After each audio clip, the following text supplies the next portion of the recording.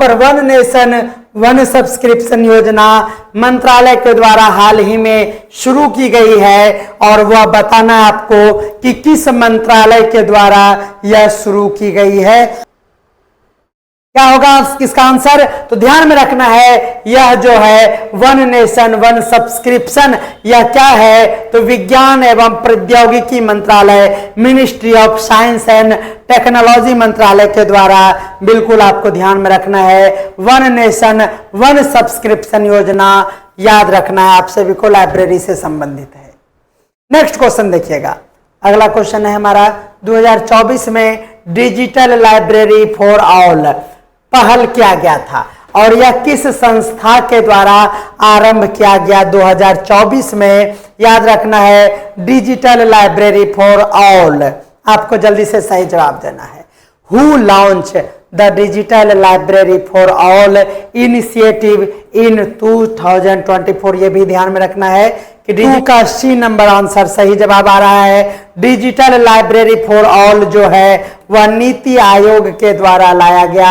आप सभी जानते हैं कि पुस्तकालय के संबंध में आपको पंचवर्षीय योजना में भी बहुत सारे क्रियाकलाप आपको हमने पढ़ाया है। उसी तरह से पंचवर्षीय योजना दुख के साथ कहते हैं कि अब जब नहीं रहा हमारे बीच, तो नीति आयोग ने स्थान लिया। तो नीति आयोग के द्वारा ही डिजिटल लाइब्रेरी फॉर ऑल पहल की शुरुआत की गई है, बिल्कुल ध्यान में रखना है।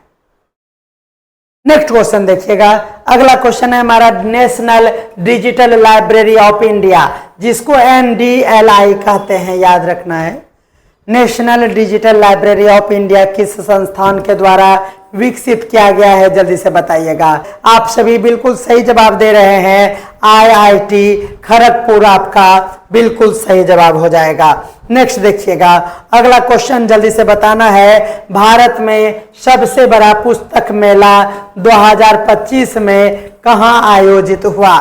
जल्दी से बताना है आपको। बिहार में पुस्तक मेला का आयोजन, बिहार में नहीं भारत में पुस्तक मेला का आयोजन हुआ और वहां पर आपको ध्यान में रखना है 2025 में वो कौन सा स्थान है जहां पर भारत के सबसे बड़े पुस्तक मेले का आयोजन हुआ।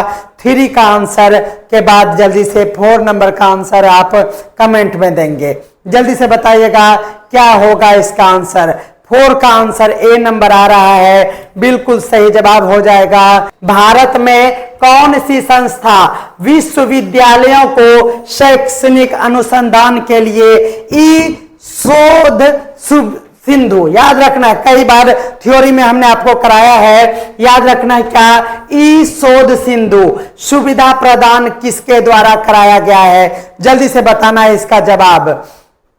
6 का जल्दी से बताइएगा, ई शोध सिंधु किसके द्वारा यह लाया गया है? 6 का ए भी आ रहा है, बी भी आ रहा है, जल्दी से बताइएगा। तो आप सभी को पता है कि शोध सिंधु, याद रखना है, इनफ्लिब नेट किसके द्वारा?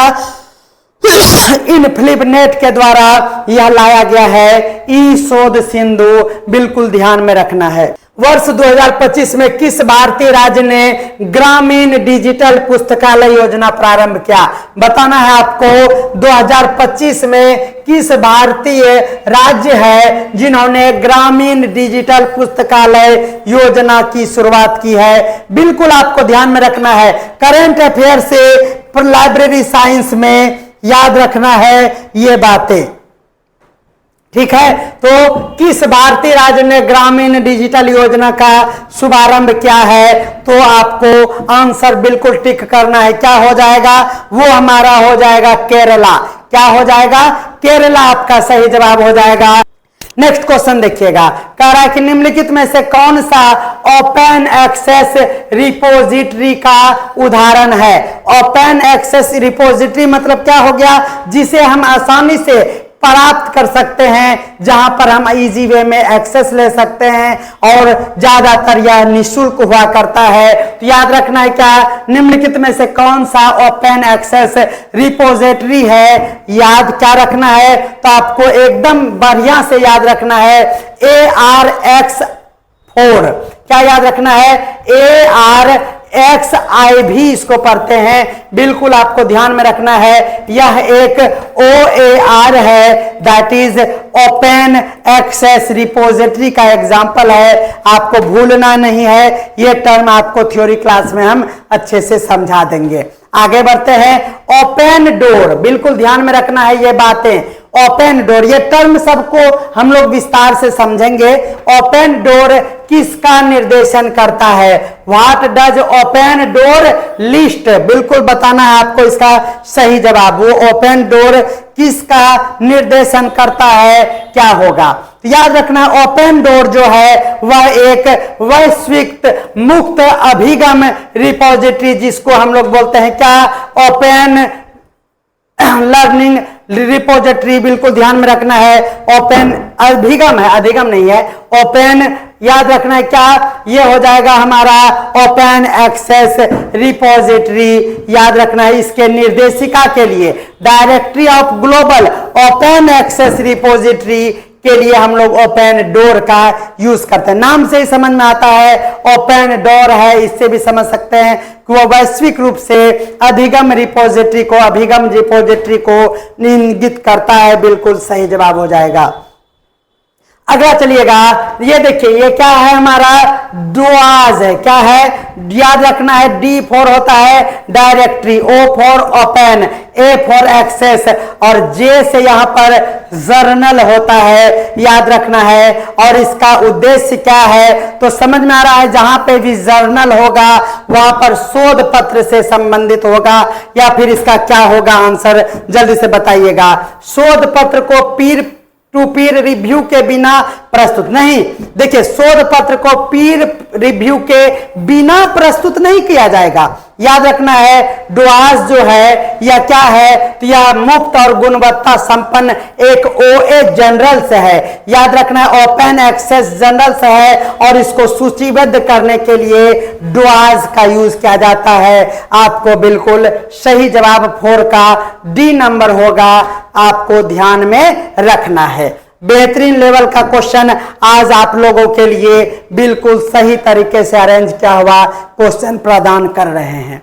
अगला चलिएगा, green OA that is open access, green OA और एक टर्म यूज होता है गोल्ड OA, और इसमें मुख्य अंतर क्या है बताना है आपको, इसका सही जवाब क्या होगा।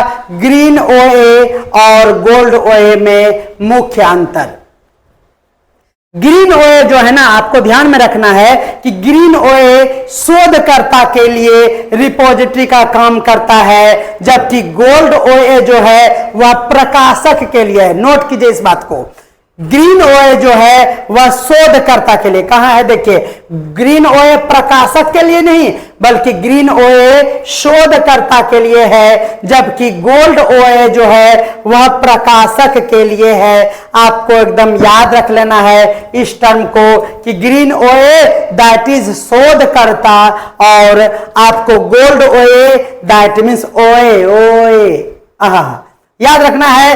गोल्ड OA जो है वह आपको प्रकाशक के लिए, प्रकाशक बोले तो आपको पब्लिशर के लिए ध्यान में रखना है, जबकि ग्रीन OA जो है वह किसी भी ऑथर के लिए बिल्कुल ध्यान में रखना है।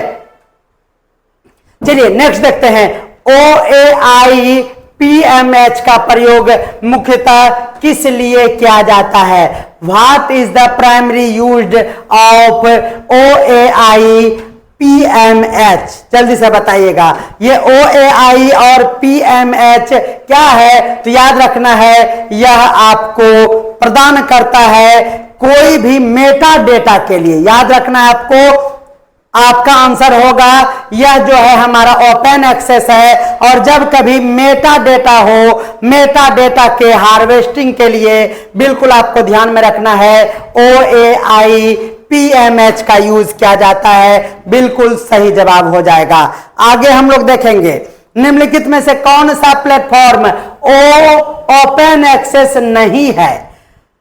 ओपन एक्सेस आपको अभी जस्ट पता है क्या, ये देखिए क्या है, ये शोध गंगा, ये अभी बता दिए। ओपन एक्सेस कौन नहीं है? तो आपको याद रखना है वो है हमारा स्कूपस। क्या याद रखना है? यह ओपन एक्सेस के लिए नहीं है, बाकी बेस है, शोध गंगा है, रोअर भी है, ये सभी ओपन एक्सेस है। बिल्कुल आपको नाम से भी समझ में आ रहा होगा। बिल्कुल 7 का आपका बी नंबर आंसर सही है, याद रखिएगा। अगला क्वेश्चन देखिएगा, शोध गंगा किस प्रकार की सामग्री का संग्रह करता है? शोध गंगा आपको समझ में आ गया, नाम से ही समझ में आ रहा है शोध से संबंधित होगा, दैट इज शोध प्रबंधन, और उसके थेसिस को मैनेज करता है। थेसिस एंड याद रखना है डिजर्टेशन, बिल्कुल शोध प्रबंधन के लिए याद रखना है। निम्नलिखित में से क्रिएटिव कोमा, आप सभी को हमने बताया था क्रिएटिव कोमा लाइसेंस सबसे अधिक स्वतंत्रता देता है, कौन सा? देखिए ये सभी जो है हमारा क्रिएटिव कोमा के अंतर्गत आता है लाइसेंस, उसमें से सबसे अधिक फ्रीडम आपको देता है कौन? तो याद रखना है आप सभी को, वो और कोई नहीं बल्कि सीसी बाय है। क्या याद रखिएगा? ये सभी हम लोग टर्म बहुत ही अच्छे से समझेंगे। सीसी बाय जो है ना, वह एक क्रिएटिव कॉमा का लाइसेंस है जो सबसे अधिक फ्रीडम आपको प्रदान करता है। सीसी बाय आपको ध्यान में रखना है। अगला क्वेश्चन है मुक्त अभिगम नीति, जिसको ओपन एक्सेस पॉलिसी कहते हैं, को संस्थानों में लागू करने का मुख्य लाभ क्या है? मुक्त अभिगम नीति को संस्थानों में लागू करने का प्रमुख लाभ क्या है? तो याद रखना है ओपन एक्सेस जो है सबसे ज्यादा यूज होता है जब आपको अपने छवि को एक वैश्विक लेवल तक पहुंचाएंगे।